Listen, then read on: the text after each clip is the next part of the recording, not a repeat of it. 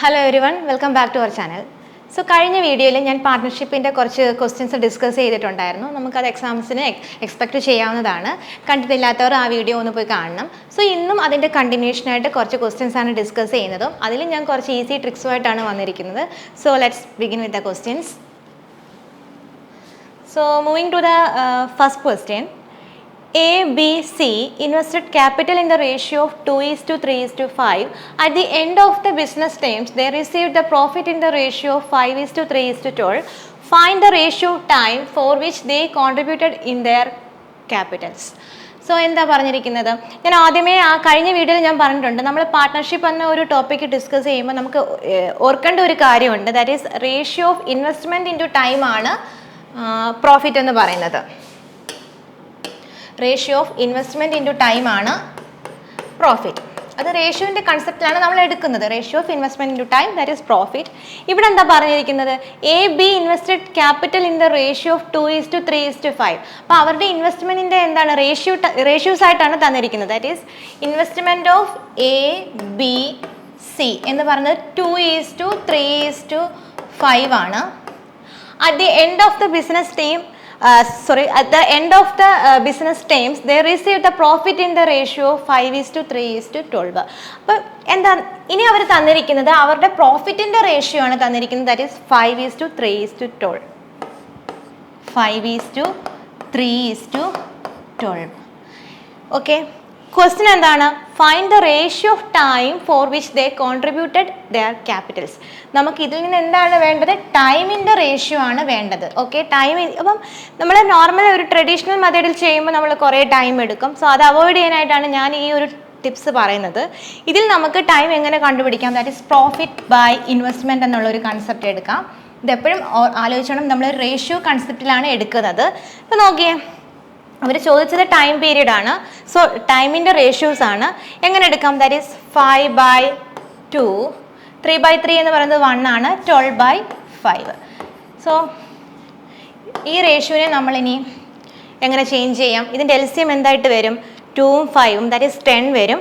So ഈ 10 കൊണ്ട് ഓരോ റേഷ്യോനെയും മൾട്ടിപ്ലൈ ചെയ്യുക. ദാറ്റ് ഈസ് 10 കൊണ്ട് മൾട്ടിപ്ലൈ ചെയ്യുമ്പോൾ ഇവിടെ 25:10 ഇവിടെ 10 കൊണ്ട് മൾട്ടിപ്ലൈ ചെയ്യുമ്പം 24. സോ നമ്മുടെ ആൻസർ എന്ത് വരും? 25:10:24. സോ ഇങ്ങനത്തെ ക്വസ്റ്റ്യൻസ് വരുമ്പോൾ ഒരുപാട് ടൈം കളയരുത്. ഇത് നമുക്ക് വിത്തിൻ സെക്കൻഡ്സ് കൊണ്ട് നമുക്ക് ഇതിൻ്റെ ആൻസർ കിട്ടും.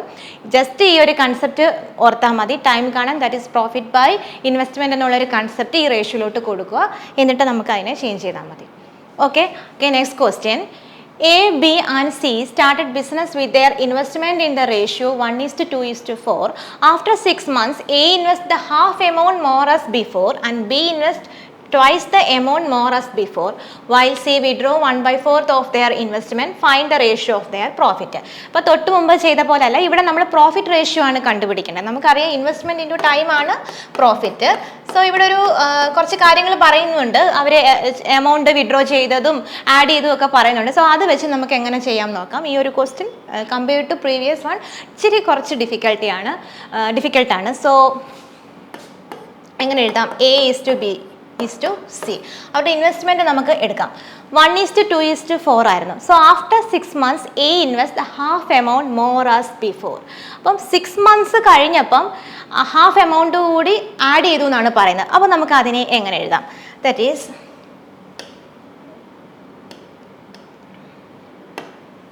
എയുടെ എടുത്തേക്കുന്നത് 1 ആണ് അതിൻ്റെ റേഷ്യോ. അപ്പോൾ 1:6 നമുക്ക് എടുക്കാം. ആഫ്റ്റർ 6 months കഴിഞ്ഞപ്പം അതിൻ്റെ കൂടെ ഒരു ഹാഫ് എമൗണ്ട് കൂടി ആഡ് ചെയ്തു. That is 1 + 1/2 × 6. ഓക്കെ, ശ്രദ്ധിച്ചോണം, ഇത് ഇമ്പോർട്ടൻറ്റ് ക്വസ്റ്റ്യൻ ആണ്. അതിൻ്റെ കൂടെ ഒരു ഹാഫ് എമൗണ്ട് കൂടെ ആഡ് ചെയ്തു എന്നാണ്.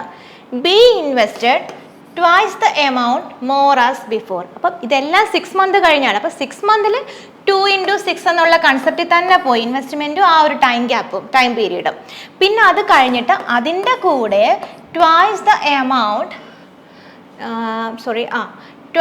Amount more as before. അപ്പം 2 + 2 ദാറ്റ് ഈസ് 4 × 6.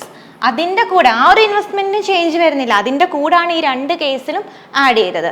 ദെൻ സിക്ക് എന്താണ് സംഭവിച്ചത് നോക്കിയേ, C withdraw 1/4 of their investment. അപ്പോൾ അതായത് സിയുടെ റേഷ്യോ 4 ആണ്. അപ്പോൾ 6 months കഴിഞ്ഞപ്പം സി വിഡ്രോ ചെയ്തു 1/4 of their investment.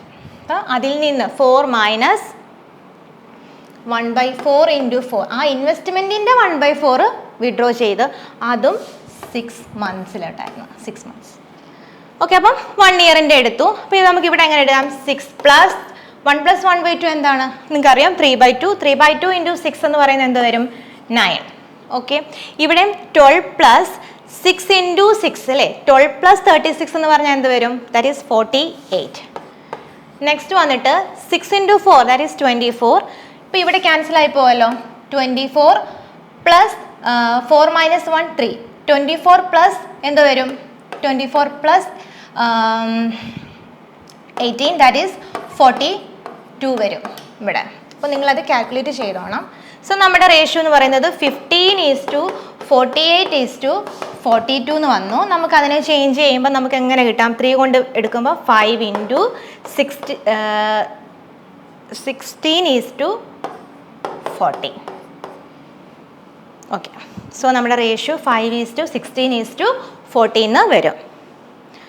Okay, next question. നിങ്ങൾ ഇതിൻ്റെ ആൻസർ നിങ്ങൾ വേണം കമൻറ്റ് ചെയ്യാനായിട്ട്, നിങ്ങൾ ചെയ്യണം. അത് ഈസിയാണ്.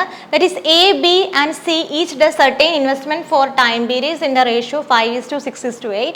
At the end of the business times they receive the profit in the ratio 5:3:12. Find the ratio of their investment. ഇവിടെ നമ്മൾ ഇൻവെസ്റ്റ്മെൻറ്റിൻ്റെ റേഷ്യോ ആണ് കണ്ടുപിടിക്കേണ്ടത്. നമ്മൾ പ്രീവിയസ് ക്വസ്റ്റ്യൻസിൽ ടൈം പീരീഡിൻ്റെ റേഷ്യോ പ്രോഫിറ്റിൻ്റെ റേഷ്യോ ആണ് കണ്ടുപിടിച്ചത്. അതേ കൺസെപ്റ്റിൽ തന്നെ ഇൻവെസ്റ്റ്മെൻറ്റിൻ്റെ റേഷ്യോ കാണാനായിട്ട് പ്രോഫിറ്റ് ബൈ ടൈം എന്നുള്ളൊരു കൺസെപ്റ്റ് എടുക്കുക. സോ ഇതിൻ്റെ ആൻസർ നിങ്ങൾ കമൻറ്റ് ചെയ്യുക. ഓക്കെ, ഈ ഒരു സെക്ഷൻ ഇവിടെ എൻഡ് ചെയ്യുവാണ്. സോ ഈ ഒരു പാർട്ട്ണർഷിപ്പിൻ്റെ ഈ 2 വീഡിയോസും നിങ്ങൾക്ക് വളരെ യൂസ്ഫുൾ ആയിരിക്കും. അപ്പോൾ നിങ്ങൾക്ക് ഈ എക്സാംസിനൊക്കെ നിങ്ങൾക്ക് ഇത് എക്സ്പെക്റ്റ് ചെയ്യാവുന്നതാണ്. വിത്തിൻ സെക്കൻഡ്സ് കൊണ്ട് തന്നെ നമുക്ക് എൻ്റെ ക്വസ്റ്റ്യൻസ് സോൾവ് ചെയ്യുന്നതാണ്. സോ വീണ്ടും കാണാം. ബൈ.